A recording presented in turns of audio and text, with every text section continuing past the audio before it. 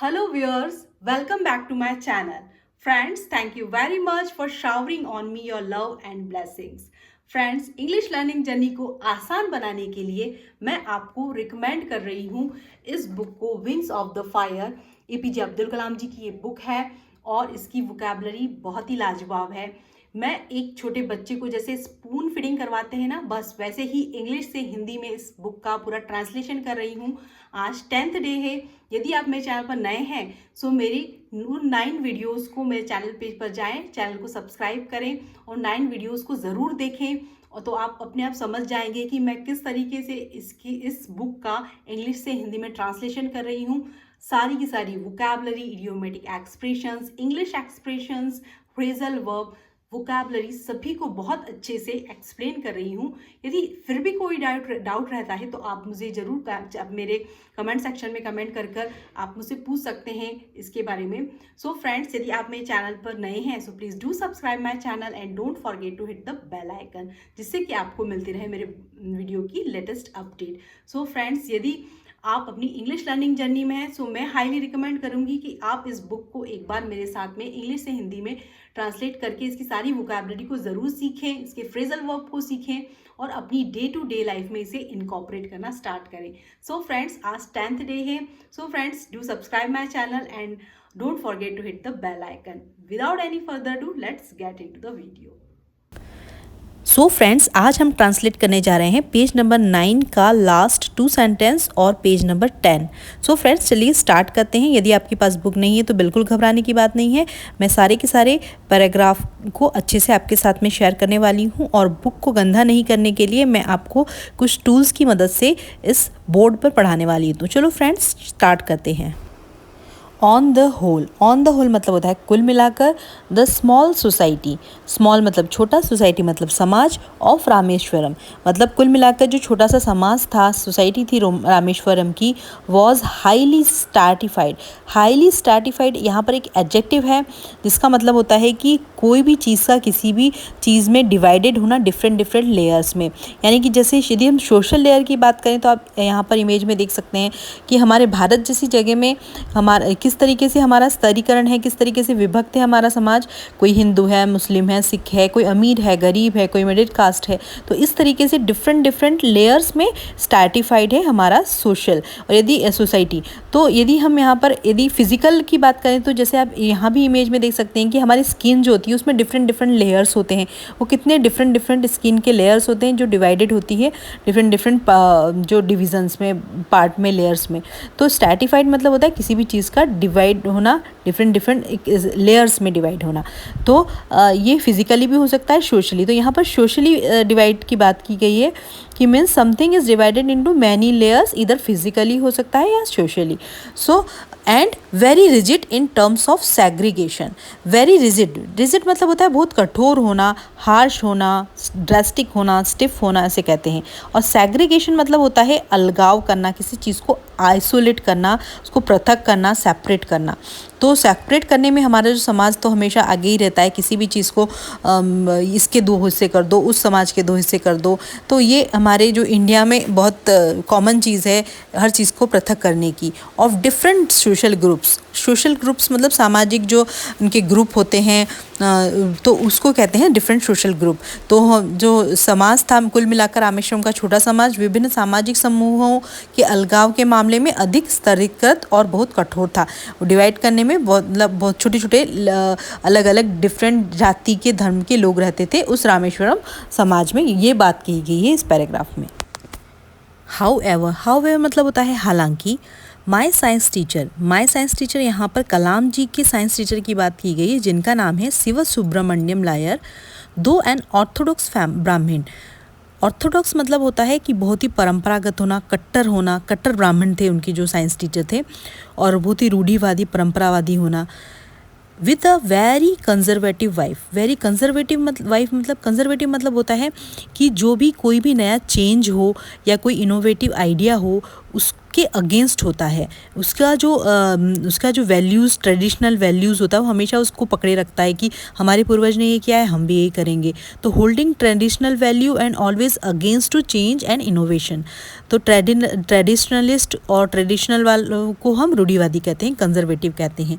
तो उनकी जो वाइफ थी वो कैसी थी? बहुत कंजर्वेटिव, पुराने विचारधाराओं की थी। Was something of a rebel, जो कि और हमेशा एक विद्रोह, रेबल मतलब होता है विद्रोही। तो हमेशा हर चीज़ का वो विरोध करती थी, यदि कुछ आप ट्रेडिशन को तोड़ दें तो something of a rebel. He did his best to break social barriers. अब देखिए उन्होंने क्या करा ना, did his best to break मतलब उन्होंने तोड़ने की, जो सोशल बैरियर मतलब होता है कि जितनी भी जो कंडीशनिंग्स होती हैं या जो हिड्रेंस होते हैं, बाधाएं होती है, और जो भी आपके भीतर जो भी समाज के बीच में जो फैक्टर्स होते हैं। अब सोशल बैरियर क्यों आता है? कल्चरल डिफरेंस की वजह से आता है, कि डिफरेंट कास्ट की वजह से आता है, या यदि कुछ लोग ज़्यादा अमीर है, गरीब हैं, या फिर कुछ ज़्यादा पढ़े लिखे हैं, कुछ इलिटरेट हैं, कोई ज़्यादा लिटरेट हैं, तो इस वजह से सोशल बैरियर आता है।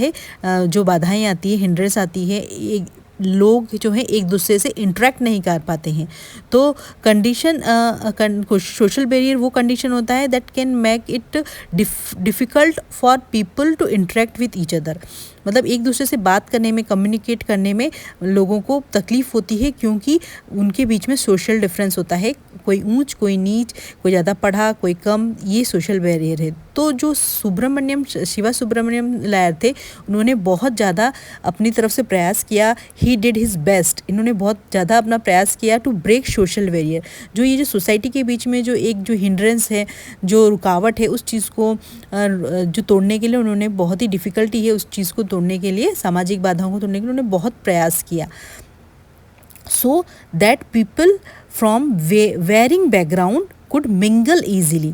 वेरिंग बैकग्राउंड मतलब डिफरेंट अलग अलग जो सोसाइटी के हैं, अलग अलग बैकग्राउंड के लोग हैं, वो कुड मिंगल। ये देखिए, मिंगल बहुत ही सुंदर वर्ड है, यह आप अपनी डेली लाइफ में ज़रूर इसे स्टार्ट करें यूज़ करना। मिंगल मतलब होता है मिक्स और ब्लेंड या इंटरमिंगल। मतलब यदि इसको मैं कहूँ डेली लाइफ में आप कैसे यूज़ करेंगे, तो एक एग्जांपल देती हूँ। जैसे यदि आपके छोटे बच्चे हैं, तो आप अपने उसकी जब PTM में जाते हैं, पेरेंट्स टीचर मीटिंग में जाते हैं, तो आप वहाँ पर पूछ सकते हैं, how she is doing ma'am, does she mingle with other childs. Ma'am ये कैसा कर रही है, क्या ये दूसरे बच्चों के साथ में मिंगल होती है, मिक्स होती है, बातचीत करती है, या इस तरह से आप अपनी डेली लाइफ में इसे इनकॉर्पोरेट कर सकते हैं। तो मिंगल ईजिली मतलब एक दूसरे से मिलना, घुलना मिलने को कहते हैं मिंगल। तो हालांकि मेरे विज्ञान के जो शिक्षक थे सुब्रमण्यम लायर एक रूढ़िवादी ब्राह्मण और बहुत ही रूढ़िवादी कट्टर उनकी पत्नी थी, कुछ हद तक विद्रोही भी थे वो। उन्होंने सामाजिक बाधाओं को तोड़ने की पूरी कोशिश की ताकि अलग अलग पृष्ठभूमि के लोग आसानी से मिलजुल सके। तो इसमें सबसे ज़्यादा जो है इम्पॉर्टेंट वोकैबुलरी है ऑर्थोडॉक्स और एक मिंगल, जो कि बहुत ज़्यादा यूज़ होता है, और एक बैरियर, ये बहुत ज़्यादा यूज़ होता है अपने डेली कन्वर्जेशन लाइफ में। ही यूज्ड टू मैंने आपको बताया है कि किसी भी पास्ट की रिपीटेड एक्शन के बारे में, पास्ट में हम कुछ काम करते हैं उसे एक्सप्रेस करने के लिए, डिस्क्राइब करने के लिए, बताने के लिए हम यूज़ करते हैं। और उसके बाद वर्ब की हमेशा फर्स्ट फॉर्म आती है, जो कि है यहाँ पर स्पेंड मतलब होता है बिताना, खर्च करना। तो क्या बिताते थे वो? समय बिताते थे। He used to spend hours with me, मतलब ही यहाँ पर कलाम जी के टीचर, साइंस के टीचर की बात की गई है। और वो कलाम जी के जो सर थे वो स्पेंड करते थे घंटों अब कलाम जी के साथ में। एंड वुड से, और कहते थे Kalam, I want you to develop, मतलब आई मतलब यहाँ कलाम जी के सर चाहते थे, यू मतलब यहाँ पर कलाम जी की बात की गई है। तो आई वॉन्ट टू, कि वो कहते थे कि मैं चाहता हूँ कलाम कि तुम बहुत डेवलप मतलब विकास करो, बहुत विकसित हो, तुम्हारे बहुत उन्नति हो, so that you are on par with the highly educated people of the big cities. Friends यहाँ देखिए बहुत ही सुंदर ईडियम यूज़ किया गया है, ऑन पार। ऑन पार का मतलब होता है कि किसी भी चीज़ का, टू चीज़ का हम जो है कंपैरिजन करते हैं सेम लेवल, मतलब उसका जो है, यदि कोई इंसान है तो वो सेम, इक्वली गुड है, इक्वली बैड है, इक्वली इम्पॉर्टेंट है, या कह सकते हैं कि on par to describe whether two people और two things are equally good और बैड, इक्वली इम्पॉर्टेंट। जैसे कि एक एग्जांपल मैं देती हूँ, the new version of the software is on a par with the old one, मतलब जो सॉफ्टवेयर का जो नया वर्ज़न आया है वो पुराने जो वर्ज़न के बराबर है, उतना ही अच्छा है जितना कि पुराना वाला था।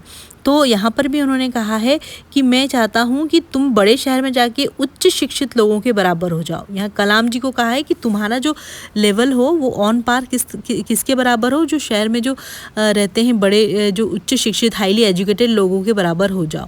तो you are on par with the highly educated people of the big cities.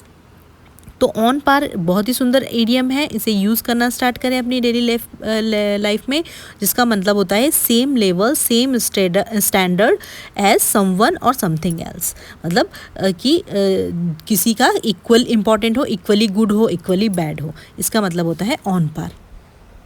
कलाम जी की जो टीचर थे साइंस के, वो कलाम जी से बहुत उम्मीद रखते थे, उनकी एक्सपेक्टेशन थी कि कलाम जी जो हैं बाहर शहर में जाकर उन उच्च शिक्षित लोगों के बराबर हो जाएं। तो इसीलिए वो कहते थे कि वह मेरे साथ घंटों बिताते थे और कहते थे कलाम मैं चाहता हूँ कि तुम विकास करो ताकि तुम बड़े शहर में उच्च शिक्षित लोगों के बराबर हो जाओ। फ्रेंड्स, इस पैराग्राफ को बहुत ध्यान से देखें, मैं थोड़ा सा यहाँ ग्रामर भी आपको पढ़ाने वाली हूँ। One day he invited me to his home for a meal.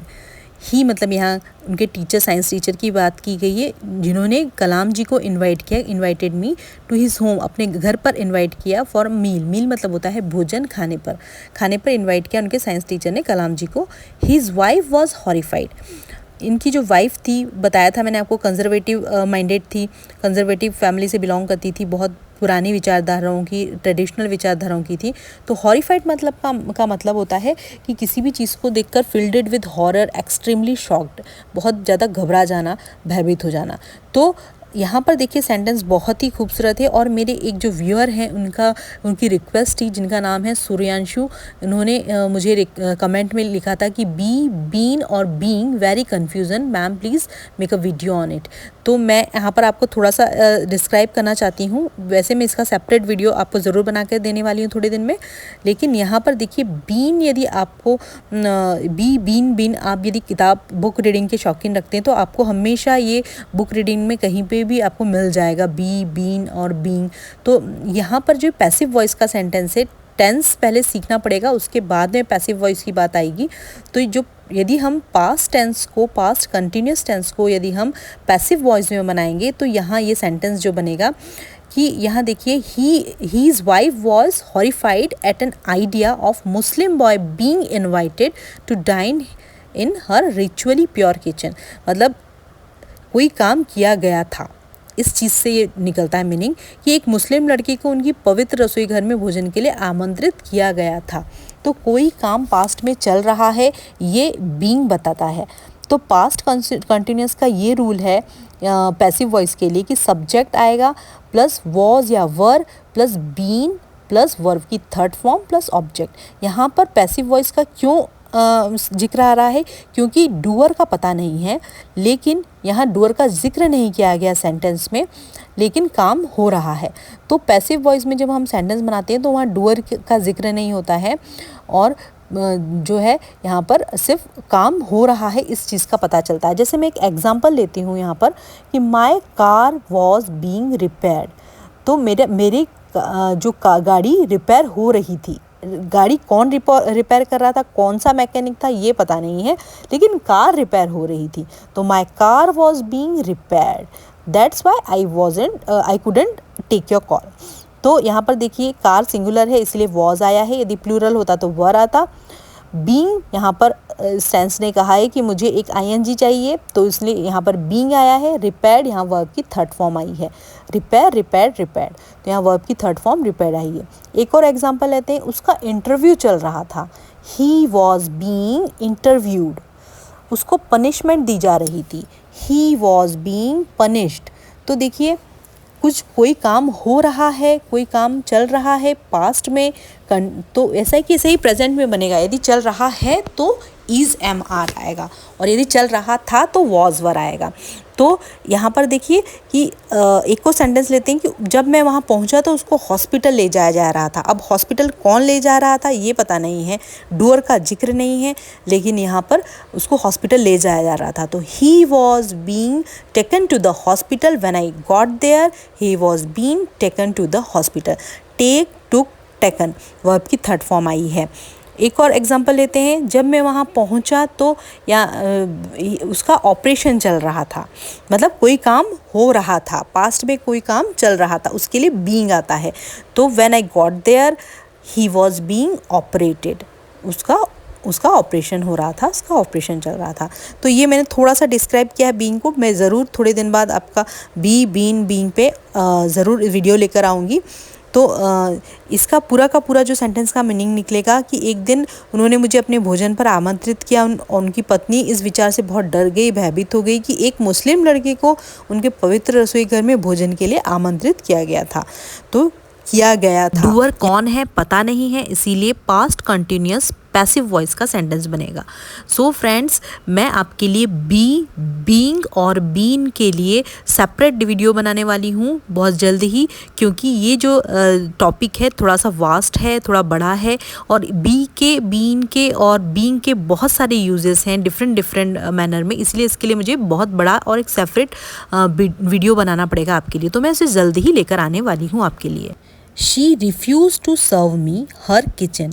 She मतलब यहाँ उनके साइंस टीचर की वाइफ की बात की गई है। रिफ्यूज़ मतलब होता है टू से नो और to decline, to turn down, मतलब मना कर देना किसी चीज़ के लिए। टू सर्व मतलब भोजन परोसने के लिए, मी इन हर किचन, तो उन्होंने अपनी किचन पर उन्हें भोजन सर्व करने के लिए मना कर दिया।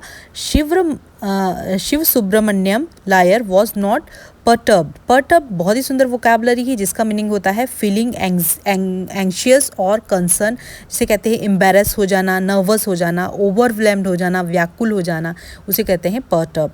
तो जैसे इसका एक एग्जांपल भी आपको दूँ कि she didn't seem perturbed around the noises around her, मतलब उसके जो आसपास जो इतना जोर से शोर हो रहा था, लेकिन वो बिल्कुल भी जो है पर्टर्ब, व्याकुल नहीं दिख रही थी, और फीलिंग एंग्जाइटी नहीं दिख रहा था, उसे कुछ भी घबराहट नहीं दिख रहा था उसके चेहरे पर। तो she didn't seem perturb about the noises around her, उसके आसपास के जो शोर से वो बिल्कुल भी डिस्टर्ब या व्याकुल नहीं दिख रही थी।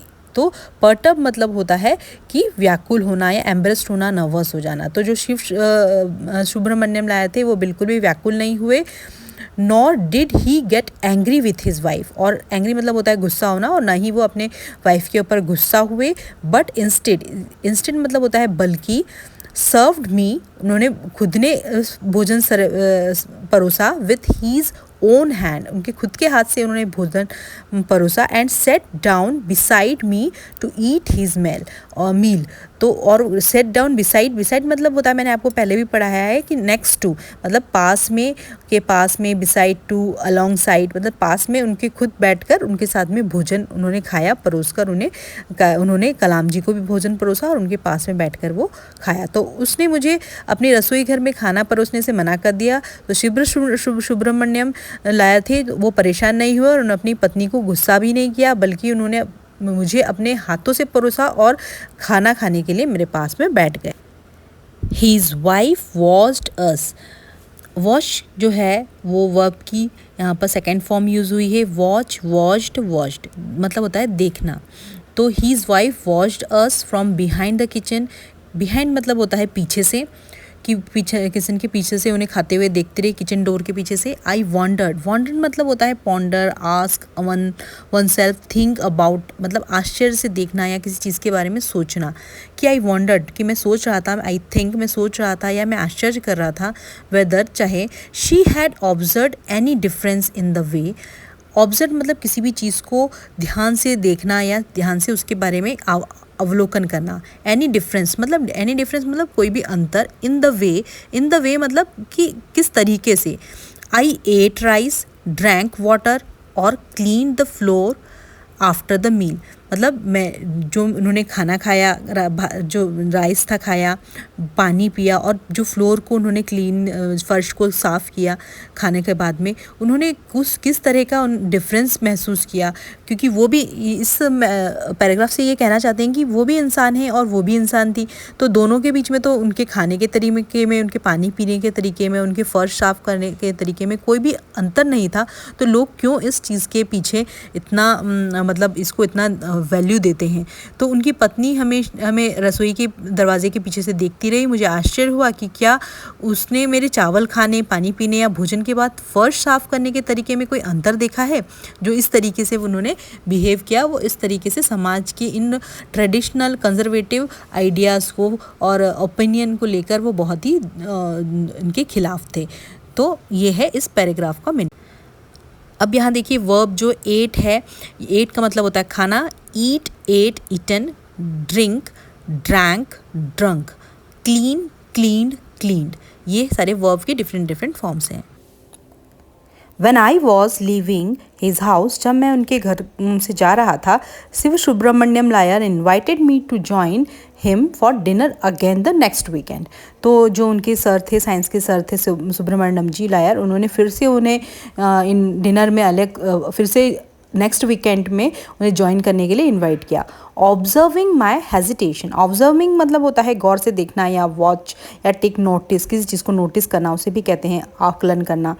तो माई हेजिटेशन, हेजिटेशन मतलब होता है झिझक या संकोच, या किसी बात को आप खुल के प्रकट नहीं करें, उसे कहते हैं hesitation. He told me not to be get upset, तो उन्होंने सर ने कहा कि not to be get upset, दुखी मत हो या उदास मत हो। अपसेट मतलब होता है उदास होना, तो not to be get upset, upset मत होइए। सेइंग, और उन्हें इसे कहते हुए कहा, once you decide to change the system, एक बार जब आप ठान लेते हैं सिस्टम को, समाज को चेंज करने के लिए, परिवर्तन करने के लिए, such problems have to be confronted. Confronted मत यहाँ पे बहुत ही सुंदर जो है वोकैबुलरी आई है। Such problems have to be confronted मतलब आपको इस टाइप की जो समस्याएं हैं उनको, चैलेंज को फेस करना पड़ता है। तो कन्फ्रंटेड मतलब होता है चैलेंज या अपोज, ट्रबल, बॉदर, समस्याएं। तो यहाँ पर इसका ये मीनिंग निकलेगा कन्फ्रंटेड। तो पूरा जो है ट्रांसलेशन होगा कि जब मैं उनके घर से निकल रहा था तो शिव सुब्रमण्यम लायर जी ने मुझे अपने सप्ताह के अंत में फिर से रात्रि के भोजन में शामिल होने के लिए आमंत्रित किया। मेरी झिझकी को देखकर, या मैं जो झिझक रहा था, और उन्होंने मुझसे कहा कि परेशान मत हो, और सलाह दी कि एक बार जब आप सिस्टम बदलने का फैसला कर लेते हैं तो ऐसी समस्याओं का सामना करना ही पड़ता है। तो उन्होंने शिव सुब्रमण्यम स्वामी जी ने भी, जो लायर थे, उन्होंने भी डिसाइड किया कि इस तरह की जो सोच है उसे हमें चेंज करना चाहिए और एक समाज में समानता लाना चाहिए। ये कलाम जी इस पैराग्राफ में उनके एक्सपीरियंस से कह रहे हैं कि उनके साथ में ये घटना घटित हुई थी। When I visited his house the next week, visited मतलब होता है किसी घर जाना। तो जब मैं नेक्स्ट वीक उनके घर गया, सुब्रमण्यम लायर्स वाइफ टुक मी इनसाइड हर किचन। टुक मतलब होना है ले जाना, ये सेकेंड फॉर्म ऑफ वर्ब है, टेक, टुक, टेकन। तो जो उनकी सुब्रमण्यम लायर जी की जो पत्नी थी, उन्होंने उन्हें किचन के अंदर ले गई and served me food with her own hands, और उनके खुद के हाथ से उन्होंने जो है उन्हें खाना परोसा और उन्हें खाने को दिया। तो ये एक चेंज आया उनकी वाइफ के विचारों में, जो कि उनके टीचर लेकर आए। तो ये कलाम जी ने और सुब्रमण्यम स्वामी ने ऐसा सोचा था, लायर ने ऐसा सोचा था कि हमें इस तरीके की सोच वाली प्रवृत्ति को समाज से हटाना है। और इस तरीके के थे हमारे जो प्रेसिडेंट, हमारे आदरणीय प्रेसिडेंट जी, जिन्होंने इन सब चीज़ों को भी फेस किया है और वो समाज में एक उदाहरण प्रस्तुत कर रहे हैं और एक उदाहरण दे रहे हैं कि हमें इन सब चीज़ों से बहुत ऊपर उठना है, जाति पाति को छोड़कर आगे की ओर बढ़ना है, सबके साथ मिलजुल कर रहना है। सो फ्रेंड्स, कैसी लगी ये वीडियो? फ्रेंड्स, आप देख रहे होंगे कि मैं किस तरीके से इस बुक का इंग्लिश से हिंदी में ट्रांसलेट कर रही हूँ, इस बुक को कितना इजी बना रही हूँ आप लोगों के लिए, जिससे कि आप जब पढ़ने बैठे ना तो आपको बिल्कुल भी ढूंढना ना पड़े कि ये वोकैबुलरी डिक्शनरी ढूंढो, गूगल करो, बिल्कुल नहीं। बिल्कुल पका पकाया माल है, आपको मिल रहा है, बस अब आपको खाना है इसे और अपनी इंग्लिश लर्निंग जर्नी में एक वैल्यू ऐड करना है और अपने लाइफ में इसे इनकॉर्पोरेट करना स्टार्ट करना है। बस मैं यही चाहती हूँ। सो फ्रेंड्स, यदि आप मेरे चैनल पर नए हैं so please do subscribe my channel, मेरे चैनल को सब्सक्राइब करें और इस वीडियो का सारा फ़ायदा उठाएं और ज़्यादा से ज़्यादा शेयर करें, लाइक करें वीडियो को, जिससे कि ये और लोगों के पास में जाए। और ये जो बुक है ना इतनी मोटी, इसको सब मैं कंप्लीट करना चाहती हूँ और जल्दी से कंप्लीट करूँगी और नेक्स्ट कोई अच्छी सी बुक लेकर आऊँगी, जिससे कि आप अपनी इंग्लिश लर्निंग जर्नी को बहुत ही आसान बना पाएंगे। So friends, keep learning, keep watching and keep growing. Thanks for watching my videos.